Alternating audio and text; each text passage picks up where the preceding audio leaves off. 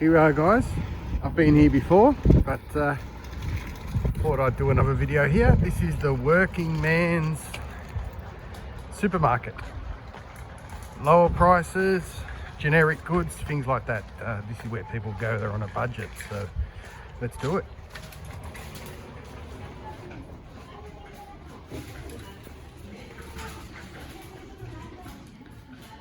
So I've taken you to Don Quixote a few times, but there's only like one of them in my area, and that's in town.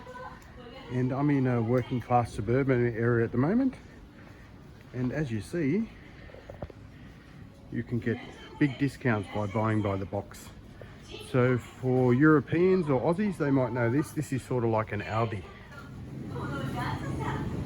So the cool thing about this store is it caters for the local working families. So they have a range of really cool products that working people like to eat. So different cuts of meat, different types of fish, and it's really cool. I'll just take you along. So these are a lot of the cheaper cuts and the offal.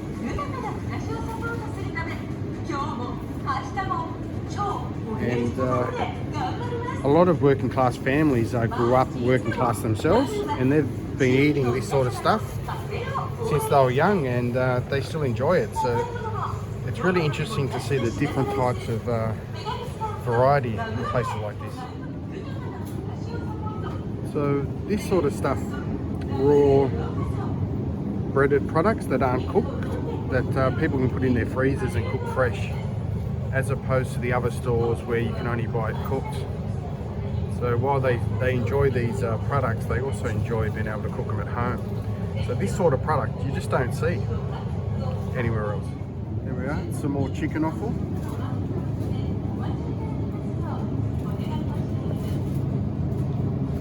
All the good stuff.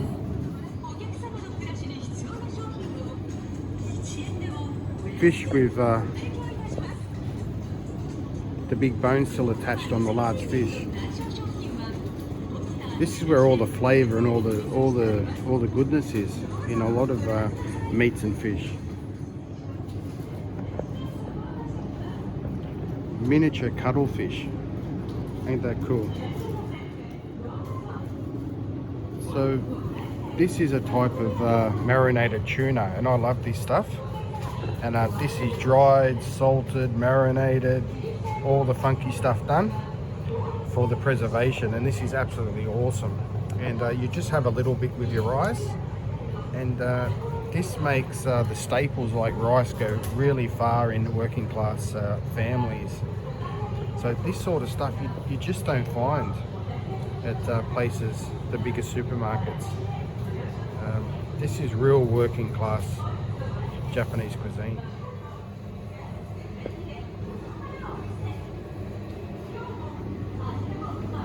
Whole fish with the head.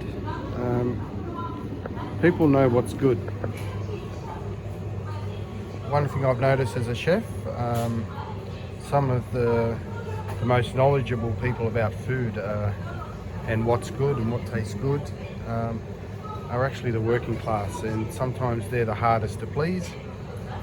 Rich people, a lot of times, just give a dish a French name and they're happy. It just wouldn't work with a lot of working class people. They know what's good and what spreads their dollar furthest. And that's why you see a lot of fish with the head on. Anyone who loves fish knows that's the best part. Whitebait.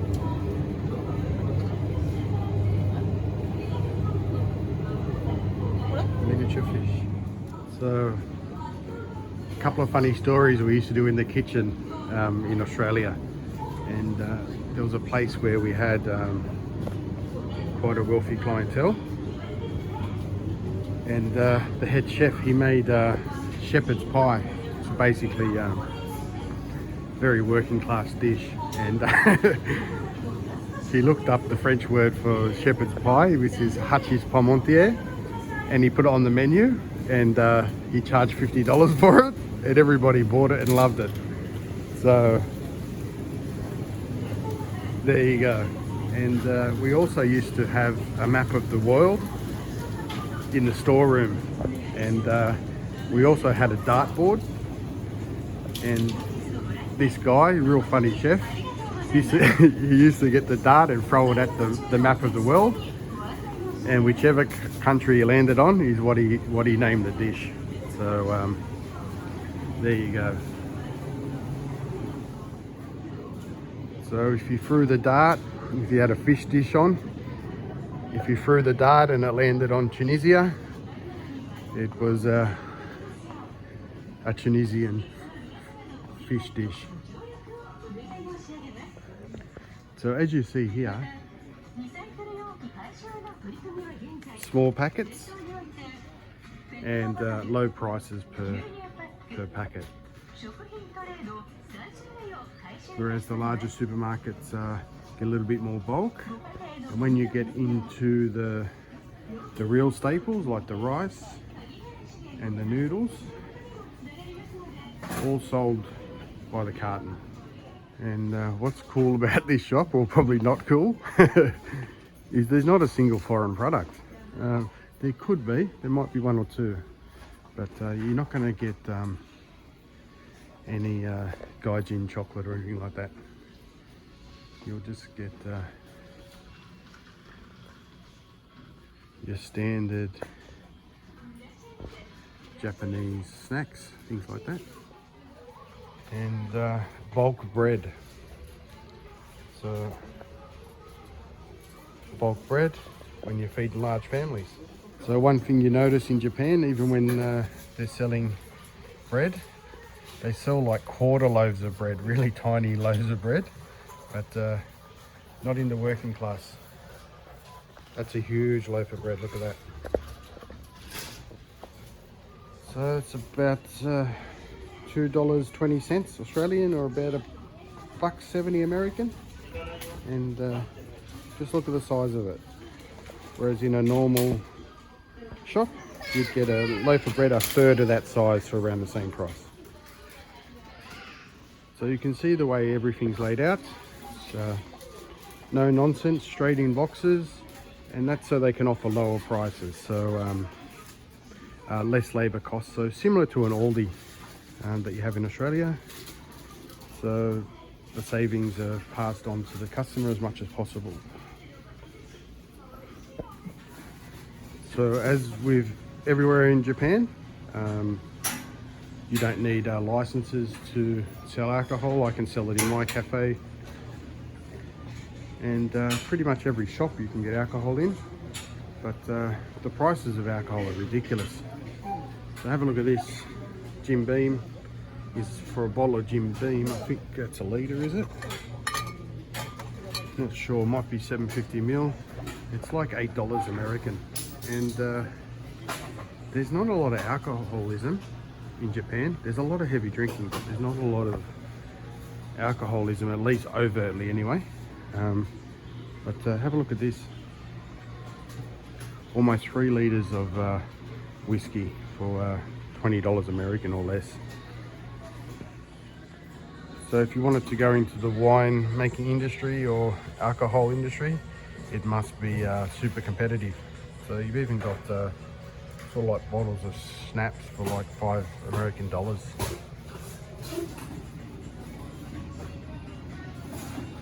So Japan's got 130 million people, and they pretty much all drink to a certain extent. So the market's big, so it's competitive. Oh, there's an Aussie. That's an Aussie bottle of wine. Yellowtail.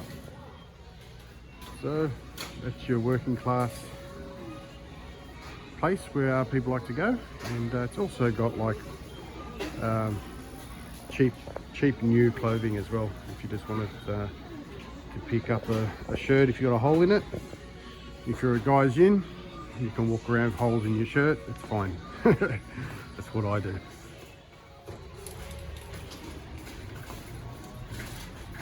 Okay, out we go. And this is a popular supermarket for the working class in a working class area. So it's just off the main motorway, so people going to work in town or different towns, and they'd come home this way. So it's really well situated, and they've got products that people like at prices that meet their budget. So Japan is a very complicated sort of retail market, but they've got everyone covered. So that's one thing I like about Japan, is it's got something for everybody. So one thing I like to pay attention to as well, as much as I can, that's a Merc. And this means most likely these working class products, this gentleman can only get them from here, and most likely he's travelled from a more well-to-do area. So there's quite a few expensive cars in this car lot, and most likely they've grown up working class and probably been successful in their little rich area, possibly where they're living. They can't get what they really like. So here we are again, another Merc.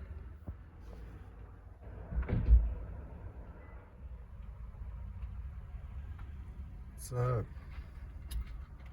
it's either this or rich people are on hard times and don't want to sell their car, but I don't think that's the case. And I've been here a few times, and this is sort of what I observed, and this is what I like about Japan. If you don't sort of observe, you can miss a lot of things. Okay, so heading back home. So as you see straight ahead, that's the off-ramp. So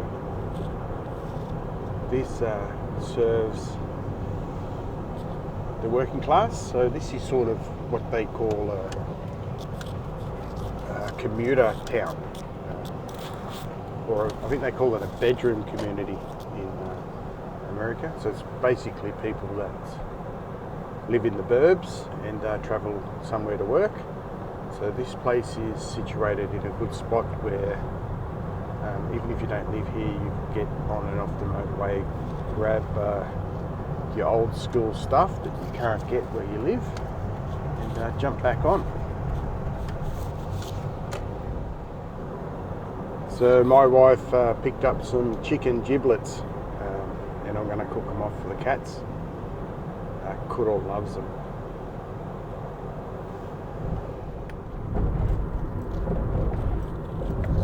This weekend is the last weekend for Golden Week, and there's been a lot of activity, a lot of stuff going on. People aren't their usual work, and a lot of companies aren't delivering. So we ordered some cheese, and it hasn't arrived. It's probably going to arrive on Tuesday, so I just hope I don't run out of cheese on the weekend. But what can you do, eh? So if it was Australia in a situation like this, we'd just put five different types of vegan pizza, 5 different types of vegan pizza on the specials menu or something, just so we don't run out of cheese. So this wouldn't fly in Japan. People just wouldn't order it. So I'm not going to eat that. But these are the sort of things that chefs used to get up to in Australia, and that's because the customer is just not as knowledgeable as the average Japanese when it comes to food, and it's a lot more fashionable in Australia. People are more interested in eating what's fashionable as opposed to what's good, and food trends are so fickle in Australia. Food trends is not as it's not so much a thing. They have fads in Japan, but there's always a sort of baseline that never gets changed. Like they won't go and all of a sudden say rice is bad, like they would in Australia, and there's a big gluten-free sort of fashion going on where apparently it's really bad to eat bread, although civilization was based on it.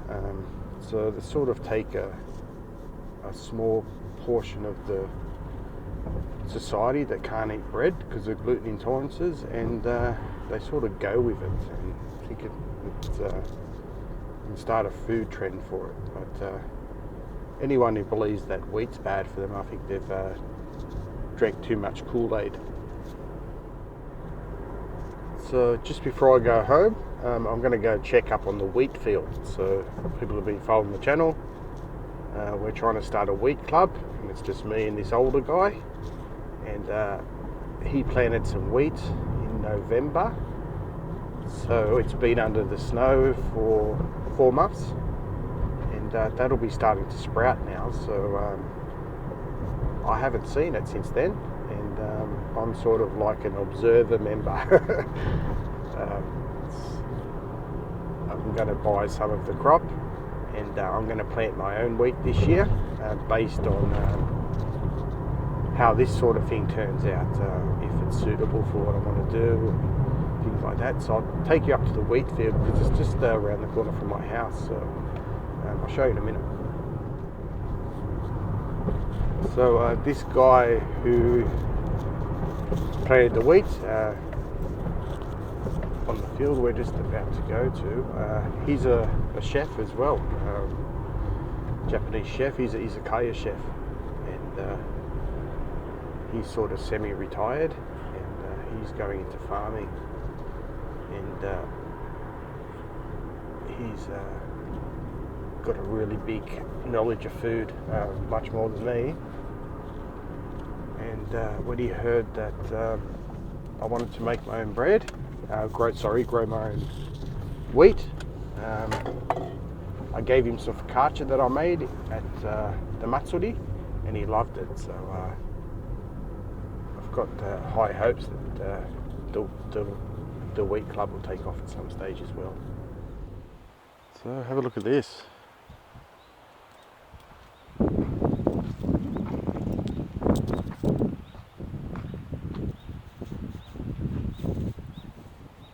The wheat field. So there's 3 of these being planted. People who've watched the micro farming video from November last year will see when we planted this and with the little machine. So this is what it looks like. Looks like there's some bare areas where it hasn't come up, but I'll do a more in-depth video when I get some time off Golden Week and get some up-close footage. So anyway, those who think weed is bad, this stuff's beautiful. People demonising this crop. This is all I've got to say. This is bullshit.